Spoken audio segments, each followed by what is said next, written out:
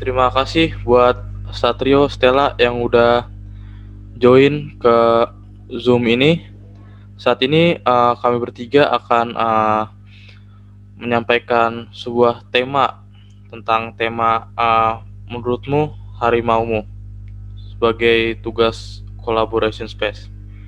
Oke, menurut eh, kalian nih, masing-masing dari tema mulutmu harimaumu, apa yang bisa dipetik? Eh, menurut kalian berdua deh. Terserah mau Satrio atau Stella, menurut kalian kalau dari tema ini apa sih yang bisa dipetik dari mulutmu harimaumu ini? Ya, kalau menurut saya sih yang bisa dipetik itu bagaimana kita bersikap sopan dan berbicara kepada orang lain dengan tidak apa, dengan tidak menyinggung perasaan orang lain dan tidak merugikan orang lain lah. Jadi bicaranya harus yang sopan itu ya, biar kita tahu gitu perasaan orang lain kan ya. Iya betul. Kalau uh, tentang cara bahasa yang sopan itu apa kira-kira gimana sih cara kita bisa menggunakan bahasa yang sopan gitu jadi kebiasaan gitu buat kita gitu, bahasa yang sopan yang benar gitu. Kalau menurut Stella deh, gimana Stel? Kalau bahasa yang sopan itu caranya itu begini, kita harus bisa membedakan eh, apa sih orang dewasa sama kita yang seperantaran gitu loh. Nah, itu kan bahasa itu kan bakalan bisa kita kontrol kan. Jadi bahasa untuk dewasa yang mana, yang untuk seperantaran kita seperti apa gitu. Tetapi bahasa ini memang sangat penting untuk kita sehari-hari karena bahasa sehari-hari pun dari orang lain kita juga bisa terpengaruh, apalagi di zaman sekarang ini bahasa yang kurang sopan kan sedang merajalela ya, itu begitu maksudnya. Nah, jadi bahasa yang sopan itu ya gitu, kita harus punya etika.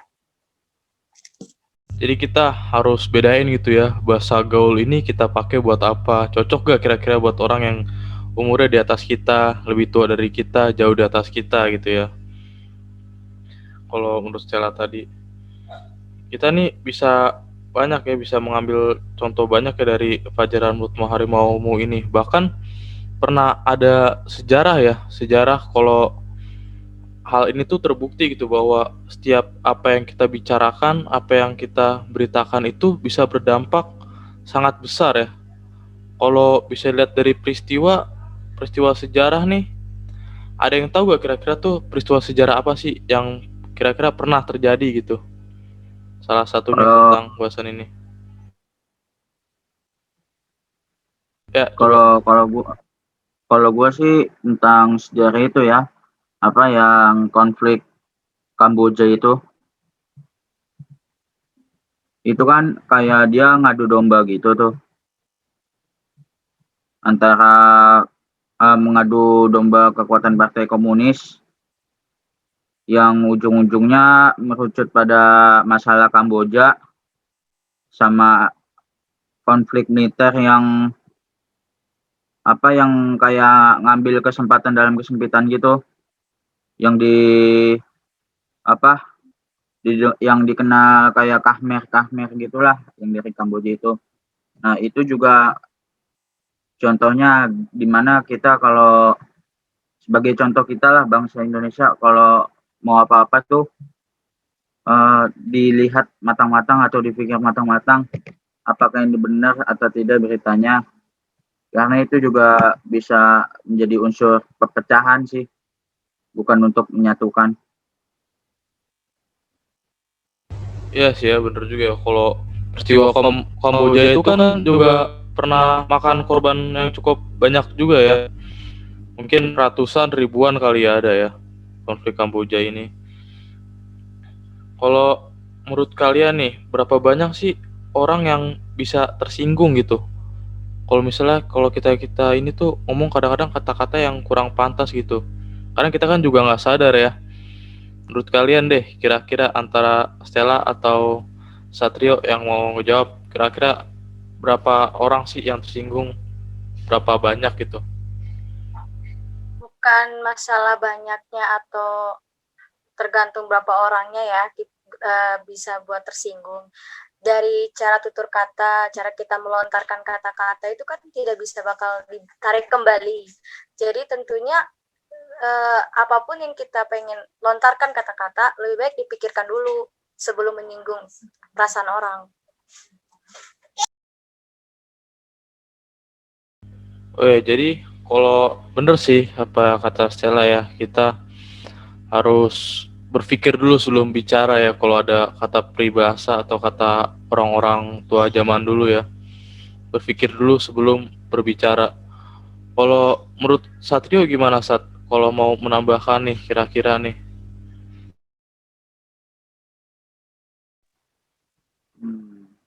Kalau saya boleh menambahkan. Tadi pertanyaannya bisa diulang? Satu. Apa ada berapa banyak sih kira-kira orang yang bisa tersinggung gitu atas perkataan kita gitu? Kalau dihitung banyak, pasti banyak ya. Nggak terhitung itu. Kita kombinasiin aja deh dari orang yang menyinggung dan orang yang terkena singgungan tersebut. Pasti nggak terhitung itu.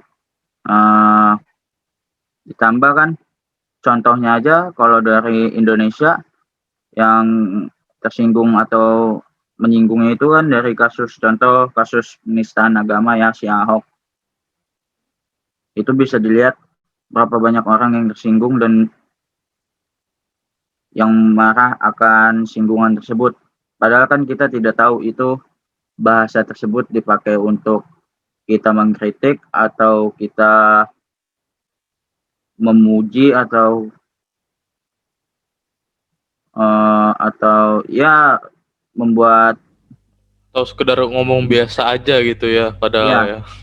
Iya atau mengintrospeksi diri buat orang lain gitu kan, Iya. kita nggak ada yang tahu. Dan nih yang terakhir nih, menurut kalian nih gimana sih cara kita tuh mempersatukan bangsa kita itu, cara kita bisa mempersatukan bangsa dengan bahasa-bahasa kita yang baik. Secara negara Indonesia kan negara plural ya. Kadang orang-orang tuh suka banget ada yang bahasanya masing-masing daerah punya kasaran bahasa daerah masing-masing. Kalau menurut kalian nih gimana sih caranya kita menjaga kesatuan Indonesia dengan bahasa yang baik itu? Catur, jadi untuk pertanyaan ini gue pengen jawab. Jadi masing-masing daerah itu kan punya bahasa ciri khasnya masing-masing. Ada yang punya ciri khas bahasa daerah halus maupun kasar. Jadi kalau gue ambil contoh, semisalkan gue yang orang Sunda datang ke daerah Surabaya. Di sana mereka kan yang biasa kita ucapkan kayak maaf ya, kata kayak janco. Nah, itu kan kalau misalkan kita semisalkan kata itu kan kasar ya. Kalau di sini kan kita bisa aja tuh ngomong kayak gitu tuh ya udah gampang aja. Tapi kalau kita datang ke suatu yang tadi gue bilang itu daerah Surabaya, tentu kan bakal orang Surabaya itu kan apa sih nih orang kok nggak sopan gitu. Nah itulah bahasa yang apa ya yang tadi lu bilang kan, bahasa Indonesia yang harus perlu kita jaga. Apalagi kalau misalkan kita datang ke Benar-benar apa yang katakan Stella ya. Banyak orang-orang apa mempunyai ciri khas kesopanannya masing-masing. Intinya apa yang bisa kita petik nih kan? Intinya adalah kalau gue ringkas ya, kita harus terus mengintrospeksi diri tentang bahasa kita, tentang gimana cara bicara kita, tentang gimana reaksi orang-orang tentang omongan kita. Oke deh, thank you ya buat Satrio, Stella yang udah hadir. Jatuh, terima kasih. Oke, thank you guys. thank you guys. Oke.